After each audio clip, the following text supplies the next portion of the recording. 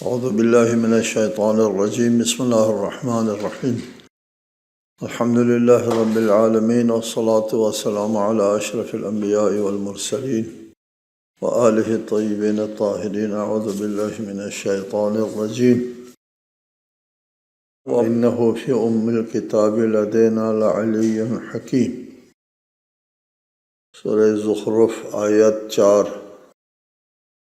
بلا شبہ یہ مرکزی کتاب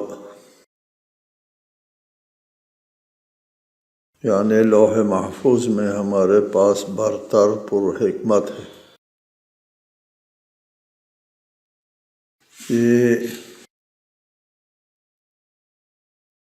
یہ قرآن الکتاب میں علی حکیم ہے۔ الکتاب سے مراد تقریباً اکثر مفسرین کے نزدیک لوح محفوظ ہے۔ لوح محفوظ وہ جو سورہ بروج میں فرمایا بل هو قرآن مجید فی لوح محفوظ، یہ قرآن مجید لوح محفوظ میں ہے۔ اور اس آیت میں فرمایا لوح محفوظ یعنی الکتاب میں اس قرآن کا درجہ بلند تر ہے اور باحکمت ہے۔ اس سے معلوم ہوتا ہے کہ لوح محفوظ یعنی لوح محفوظ وہ خزانہ علم الہی کی ایک تعبیر ہے جس میں تمام کائنات کا جو کچھ ہونے والا ہے تمام اس لوح میں محفوظ ہے۔ اس میں قرآن کی حیثیت جو ہے وہ باقی کتب آسمانی باقی الواح میں قرآن کی حیثیت جو ہے وہ ممتاز حیثیت ہے۔ قرآن کو ایک بالا تر حیثیت حاصل ہے، لعلی، اور حکمت سے پر ہے یہ کتاب قرآن، چونکہ یہ وہ کتاب ہے جو نبی آخر زمان کا معجزہ ہے اور قیامت تک کے انسانوں کے لیے دستور حیات ہے۔ أَفَنَضْرِبُ عَنْكُمُ الذِّكْرَ صَفْحًا أَن كُنْتُمْ قَوْمًا مُسْرِفِينَ، کیا ہم اس ذکر کو محض اس لیے تم سے پھیر دیں، یعنی اس قرآن کو، کہ تم حد سے گزرے ہوئے لوگ ہو، قوم مسرفین، قوموں کی طرف سے پذیرائی نہ ملنے پر ہم اپنی حجت جو ہے اس کو پوری کرنا ترک نہیں کرتے، پذیرائی ملے نہ ملے اللہ کی طرف سے حجت پوری ہو جاتی ہے۔ اور اس کی وجہ ایک تو یہ ہے کہ سلسلہ ہدایت اللہ کی طرف سے ہمیشہ جاری رہتا ہے، اور ہدایت کی حجت پوری کرنے کے لیے انبیاء کا سلسلہ جاری رکھنا بھی مصلحت الہی میں ضروری ہے۔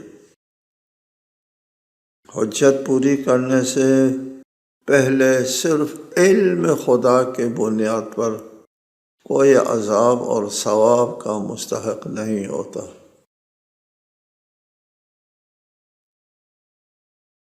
علم خدا کو چونکہ علم تھا اس نے گمراہ ہونا ہے لہٰذا جہنم میں ڈال دو، گمراہ ہو جائے تو جہنم میں ڈالیں گے، ہونا ہے کہ علم سے وہ جہنم کا مستحق نہیں ہوتا۔ اللہ کے علم میں ہے اس نے ہدایت حاصل کرنا ہے لہٰذا جنت میں ڈال دو، ہدایت حاصل کی ہے تو جنت میں ڈال دیا جاتا ہے، صرف علم خدا کی بنیاد پر نہیں۔ لہٰذا ہدایت کا سلسلہ جاری رہتا ہے۔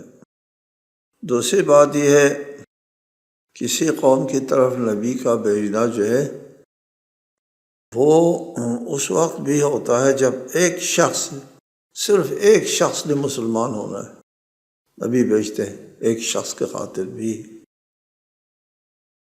ایسا کہ عملاً بھی یہ مسئلہ موجود ہے، ہم نے وہاں ایک مسلمانوں کا کوئی گھر نہ پایا، ایک گھر کے علاوہ صرف ایک گھر تھا مسلمان، پورے معاشرے میں ایک، پھر بھی ان کی طرف نبی مبعوث ہوئے۔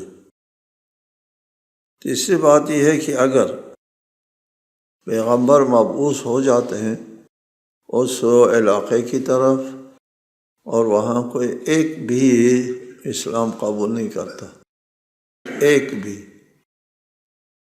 لیکن یہ پیغام جو ہے ان تک پہنچ جاتا ہے، وہ انکار کرتے ہیں، لیکن یہ پیغام آگے نسلوں تک چلا جاتا ہے، نسلوں میں کچھ لوگ مسلمان ہونے والے ہیں، اس لیے بھی ان کی طرف مبعوث ہوتے ہیں نبی۔ چوتھی بات یہ ہے کہ موجودہ جو اس وقت منکرین کو ملنے والی سزا سے آئندہ آنے والی نسلوں کے لیے عبرت مل جاتی ہے کہ اگر یہ لوگ جو ہے منہ پھیر لیتے ہیں پھر بھی ہم رسول بھیجتے ہیں، منہ پھیرنا ہے تو کیوں رسول بھیجتے ہیں کہ یہ منکر ہو جائے، ان کو سزا مل جائے تو آئندہ آنے والی نسلوں کے لیے ایک عبرت ہو جائے گی۔ یہ نکات ہے، اس کی وجہ سے اللہ نے فرمایا أَفَنَضْرِبُ عَنْكُمُ الذِّكْرَ صَفْحًا أَنْ كُنْتُمْ قَوْمًا مُسْرِفِينَ، تمہارے جو ہے وہ حد سے گزرے ہوئے ہونے کی وجہ سے ہم کیا اس قرآن کو تم پر نازل نہ کریں۔ وَكَمْ أَرْسَلْنَا مِن نَبِيٍّ فِي الْأَوَّلِينَ، اور پہلے لوگوں میں ہم نے بہت سے نبی بھیجے ہیں۔ جی اسی طرح وَمَا يَأْتِهِم مِّن نَّبِيٍّ إِلَّا كَانُوا بِهِ يَسْتَهْزِئُونَ فَأَهْلَكْنَا أَشَدَّ مِنْهُمْ بَطْشًا وَمَضَىٰ مَثَلُ الْأَوَّلِينَ، اور کوئی نبی ان کے پاس نہیں آتا تھا مگر یہ کہ یہ لوگ اس کا مذاق اڑاتے تھے، بس ہم نے ان سے زیادہ طاقتوروں کو ہلاک کر دیا اور پچھلی قوموں کی سنت نافذ ہوگی۔ عام لوگوں کی طرف سے پذیرائی نہ ملنے کے باوجود ہم نے انبیاء بھیجے اور انبیاء کا سلسلہ جاری رکھا، اگرچہ ان لوگوں نے انبیاء کا مذاق اڑایا، الا كانوا به يستهزئون، مذاق اڑاتے تھے، اہانت کرتے تھے۔ فرمایا کہ آخر میں کامیابی جو ہے وہ فَأَهْلَكْنَا أَشَدَّ مِنْهُمْ بَطْشًا، ان لوگوں نے مذاق اڑایا، انبیاء کی اہانت کی، انکار کیا، تو ہم نے ان کے اوپر جو ہے وہ عذاب نازل کیا، ان کو ہلاک کر دیا۔ ان قوموں کو بھی ہلاک کر دیا جو ان لوگوں سے زیادہ طاقتور تھے، طاقت میں ان سے زیادہ تھے وہ، اور پھر آخر میں مضى مثل الاولین، یہ آپ کی امت نے بھی وہی رویہ اختیار کر رکھا ہے جو سابقہ امتوں نے اختیار کیا ہے، لہٰذا ان کے بارے میں، آپ کی امت کے بارے میں بھی پہلی امتوں کا جو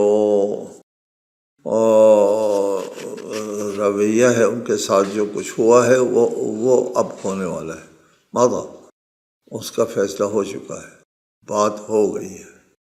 مثل الاولین میں گزشتہ قوموں کی مثال ادھر بھی قائم ہونے والی ہے،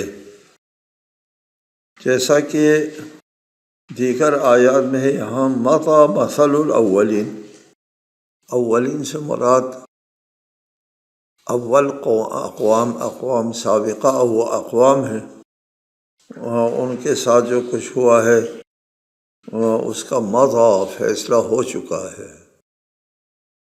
دیگر آیات میں فرمائے نا قل للذین کفروا ان ینتہوا یغفر لہم ما قد سلف، کفار سے کہہ دیجیے اگر وہ باز آ جائیں تو جو کچھ پہلے ان سے سرزد ہو چکا اسے معاف کر دیا جائے گا۔ وَإِن يَعُودُوا، اور اگر وہ پچھلے جرائم کا اعادہ کیا ان لوگوں نے تو گزشتہ اقوام کے ساتھ جو کچھ ہوا فقد مضت سنت الاولین، وہ ان کے ساتھ بھی ہوگا۔ مضت نافذ ہوا، جی فیصلہ ہو چکا ہے، جو کچھ پچھلی قوموں کے ساتھ ہوا وہ ان کے ساتھ بھی ہو جائے گا۔ لہٰذا اس قرآن میں جو مضی کا لفظ ہے، مضی کا مطلب یہ فیصلہ ہو چکا ہے، بات ہو چکی ہے۔ تعجب ہے کہ بعض لوگوں مفسرین نے کہا فقط مضی، پچھلے آیت میں پچھلے سورہ میں بات گزر گئی ہے۔ مضی سے مراد پہلے بات ہو چکی ہے نہیں ہے، مضی سے مراد فیصلہ ہو چکا ہے ان کے بارے میں کہ گزشتہ قوموں کی سنت ان میں بھی نافذ ہو جائے گی۔ وَلَئِن سَأَلْتَهُم مَّنْ خَلَقَ السَّمَاوَاتِ وَالْأَرْضَ لَيَقُولُنَّ خَلَقَهُنَّ الْعَزِيزُ الْعَلِيمُ، اگر آپ ان سے پوچھیں آسمانوں اور زمین کو کس نے پیدا کیا تو یہ ضرور کہیں گے بڑے غالب آنے والے علیم نے انہیں پیدا کیا۔ ان سے پوچھیں کن سے؟ مشرکین سے۔ مشرکین سے اگر آپ سوال کریں اس کائنات کو کس نے بنایا، من خلق السماوات والارض لیقولن، اس کو اللہ تعالیٰ نے بنایا۔ مشرکین جو انبیاء علیہم السلام، تمام مشرکین جو انبیاء علیہم السلام کے مقابلے میں آئے تھے، ان کا انکار کیا، وہ تمام مشرکین کا عقیدہ یہ تھا کہ خالق تو اللہ ہے، اللہ نے خلق کر کے شریکوں کے ہاتھ میں چھوڑ دیا ہے، اب شریک ہے ہمارے خدا، وہ ہماری زندگی چلا رہے ہیں، یہ ان کا عقیدہ تھا۔ اللہ نے خلق کیا، خالق اللہ ہے، لیکن مدیر اللہ نہیں ہے، ہماری زندگی کو چلانے والے جو ہے یہ ہمارے ارباب جن کو ہم نے رب بنا کے رکھا ہے وہ ہے۔ لہٰذا مشرکین کے نظریے میں خلق اور تدبیر جو ہے جدا ہے، خالق کوئی ہے، تدبیر کرنے والا کوئی اور ہے۔ یہ ایک مسلم عقیدہ ہے مشرکین کا کہ وہ اللہ کو خالق سمجھتے تھے اور اللہ کوئی تدبیر کا قائل نہیں تھے۔ تدبیر جو ہے وہ ارباب جو انہوں نے جن کو رب بنایا ہے، چنانچہ وہ اپنے زندگی کے ہر شعبے کے لیے ایک رب جو ہے وہ بنا کے رکھا تھا کہ یہ ہمارے روزی کا رب ہے اور یہ فتح و نصرت کا رب ہے اور یہ فلاں کا یہ فلاں۔ ان کے جواب میں قرآن مجید متعدد آیات جو ہے وہ نازل فرمایا ہے، اور ان آیتوں میں یہی ثابت فرمایا کہ اگر خالق اللہ ہے تو خلق اور تدبیر جو ہے وہ قابل تفریق نہیں ہے۔ ہم خود بھی فکر کریں، غور کریں تو یہ بات ہمارے لیے بہت واضح ہو جاتی ہے، یقینی قطعی طور پر یہ بات سامنے آتی ہے، خلق اور تدبیر قابل تفریق نہیں ہے۔ اگر آسمانوں اور زمین کی تخلیق میں یہاں زمین میں رہنے والوں کی زندگی کا خیال نہیں رکھا گیا خالق نے، جو خالق مدبر نہیں ہے، اس لیے یہاں زندگی کرنے والوں کا خیال نہیں رکھا گیا، ایسے ہی بنا دیا۔ بعد میں یہ جو ارباب ہے ان لوگوں نے کہا ہے اللہ آپ نے کس طرح خلق کیا اس آسمان اور زمین کو، یہاں رہنے والوں کے لیے سازگار نہیں ہے جو آپ نے بنایا ہے، ہم سازگار بناتے ہیں۔ جی اچھا جی، یہ کہتے ہیں مشرکین، جی مشرکین یہی کہتے ہیں۔ ہم کہتے ہیں کہ اگر اللہ تعالیٰ نے جب سورج بنایا تو اس وقت سورج کے شعاعوں میں، سورج کی روشنی میں یہاں بسنے والوں کا خیال نہیں رکھا گیا، ایسے ہی سورج بنا دیا۔ بعد میں ان لوگوں نے آ کر کے اس شعاعوں کو یہاں رہنے والوں کے لیے مفید بنا دیا۔ تو یہ خالق جو ہے یہ لوگ ہے یا پہلے جس نے روشنی بنائی ہے جو یہاں والوں کے لیے مفید نہیں، مضر ہے۔ زمین بنایا اللہ تعالیٰ نے اور اس کی مٹی کے اندر رویدگی کی طاقت نہیں رکھی، عناصر نہیں رکھا تھا ایسے ہی، اور ان لوگوں نے آ کر کے عناصر رکھ دیا۔ تو خالق یہ ہوئے زمین پہلے جس نے زمین بغیر عناصر کے بنایا ہے جو یہاں رہنے والوں کے لیے مفید ہے، وہ کیسے خالق ہوا؟ جس نے پانی بنایا اس نے یہاں رہنے والوں کا خیال نہیں رکھا، اس طرح بنا دیا، اور بعد میں شریکوں نے آ کر کے اس پانی کو یہاں بسنے والوں کی زندگی کے مطابق اور اس کے لیے مفید بنا دیا۔ یہ ہو سکتا ہے؟ قابل تصور نہیں ہے۔ خلق اور تدبیر جو ہے اس میں تفریق ہو۔ اللہ تعالیٰ نے ان چیزوں کو خلق فرمایا، تخلیق کے اندر یہ بات ودیعت فرمائی ہے کہ یہ زمین والوں کے لیے سازگار ہو۔ لہٰذا ہم بارہا کہتے ہیں کہ خلق اور تدبیر جو ہے قابل تفریق نہیں ہے۔ الذی جعل لکم الارض مہدا وجعل لکم فیہا سبلا لعلکم تہتدون، جس نے تمہارے لیے زمین کو گہوارہ بنایا اور اس میں تمہارے لیے راستے بنائے تاکہ تم راہ پا سکو۔ دیکھو اللہ اگر خالق ہے تو اس نے زمین کو تمہارے لیے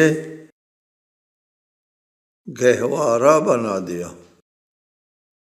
یہ ہماری زمین جس فضا میں تیر رہی ہے، اور ایک بہت بڑی فضا میں زمین جو ہے وہ سورج کے گرد حرکت کر رہی ہوتی ہے، بہت بڑی فضا ہے۔ یہ فضا جہاں بھی زمین جاتی ہے حرکت کر کے، وہاں کی فضا سازگار نہیں ہے، وہاں کی فضا یہاں زمین میں زندگی کے لیے سازگار نہیں ہے، نامساعد ترین فضا ہے۔ اس فضا کے اندر زمین جو ہے وہ حرکت کر رہی ہے، سفر کر رہی ہے، گھوم رہی ہے جی، اور یہاں رہنے والوں کی آسائش اور زندگی کے وسائل سے مالا مال ہو کر گھوم رہی ہے جی۔ اور تصویر کے لیے تشبیہ دی ہے کہ زمین کو تمہارے لیے گہوارہ بنا دیا ہے۔ اللہ تعالیٰ نے زمین کو زندگی کے لیے سازگار بنا دیا، اور دیگر آیت میں فرمایا وَجَعَلَ فِيهَا رَوَاسِيَ مِن فَوْقِهَا، اور اسی نے زمین میں اس کے اوپر پہاڑ بنائے، وَبَارَكَ فِيهَا وَقَدَّرَ فِيهَا أَقْوَاتَهَا فِي 4 أَيَّامٍ سَوَاءً لِلسَّائِلِينَ، اس میں زمین نے برکات رکھ دی اور اس میں 4 دنوں میں حاجت مندوں کی ضرورت کے برابر سامان خوراک مقرر کر دے۔ اقوات قوت کی جمع ہے، یہ کھانے پینے کی چیزیں اس میں بنا دی۔ فی اربعۃ ایام، 4 دنوں میں. یہ 4 دن لگے اللہ تعالیٰ کے لیے اس زمین کو یہاں پہ زندگی کرنے والوں کے لیے سازگار بنانے کے. یہ 4 دن تدبیری وہ ہے، عرصہ ہے. یہاں زمین کو گہوارے سے تشبیہ دی ہے. مہد گہوارہ ہے. گہوارے میں بچے کے لیے زندگی کے تمام وسائل فراہم ہوتے ہیں، اور ادھر زمین میں بھی تمام وسائل زندگی کی فراہم ہے. ورنہ اللہ تعالیٰ نے یہ ہماری زندگی کے لیے نہ سازگار بنایا ہوتا تو زمین جو ہے وہ اس کے شکم میں بھی آتش ہے. یہ لاوا پھٹتا ہے نا اوپر، تو آتش لے کر کے آتا ہے لاوا. زمین کے اندر بھی آتش ہے. اور زمین کی فضا بھی، یہاں سے جب آپ اوپر جاتے ہیں تو ہوا سونگنے کی ہوا نہیں ہے. انسان زندہ نہیں رہ سکتا. 5 منٹ کے اندر زندگی ختم ہو جاتی اگر اس زمین کی فضا سے آپ باہر نکل جائیں.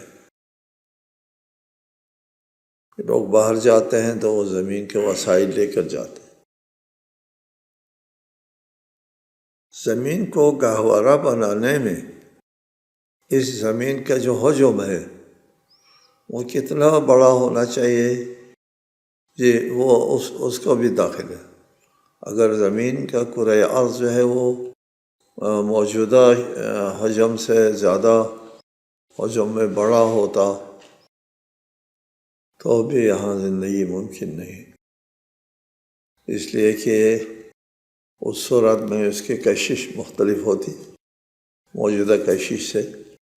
اور اس کی فضا میں یہ جو ہوا ہے، آکسیجن کی جو زندگی کے لیے ضروری ہے، وہ فضا میں نہیں تیر سکتے تھے، زمین میں دھس جاتے. اور اگر موجودہ حجم سے چھوٹا ہوتا تو بھی زندگی ممکن نہیں تھی. اور یہاں پر یہ آکسیجن آپ کے اس میں زمین کے گرد میں فضا میں محفوظ نہ ہوتی. زمین کی حجم اتنا رکھا کہ اس کی فضا میں وہ ہوا جس سے انسان زندہ رہ سکتے ہیں، انسان اور دیگر جاندار، وہ محفوظ رہے. اور پھر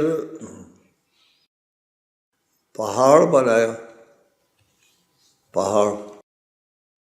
پہاڑ کی وجہ سے زمین کو ڈھولنے سے محفوظ رکھا. زمین کا جو مرکز ہے وہ لوہے کا ہے، مرکز کہتے ہیں. اور پھر اس کے بعد جو ہے وہ لاوا ہے، سیال ہے. اور اس کے بعد اوپر کا جو زمین کا حصہ ہے جس پر ہم رہتے ہیں وہ بھی جامد ہے.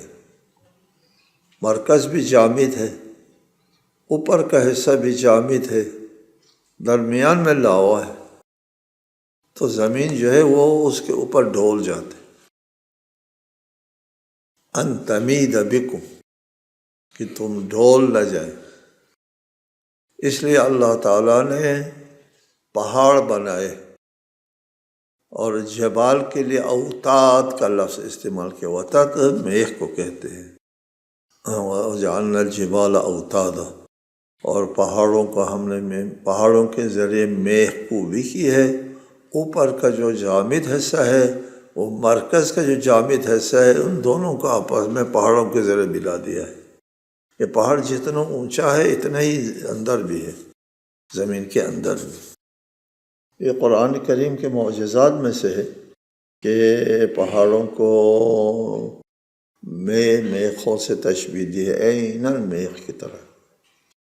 جعل لکم فیہا سبلا. پھر پہاڑ بنانے کے ساتھ یہ ہوتا کہ پہاڑ کو پھلانگ کر کے اس طرف جانا ممکن نہ ہوتا. تو اس کے لیے اللہ تعالیٰ نے کیا کر دیا کہ درمیان میں نالے جو ہے وہ بنا دیے. درے بنا دیے، ادھر سے پانی بھی بہایا اس میں، اور لوگوں کے لیے پہاڑ کے اس طرف آنے جانے کا راستہ بھی بنا دیا۔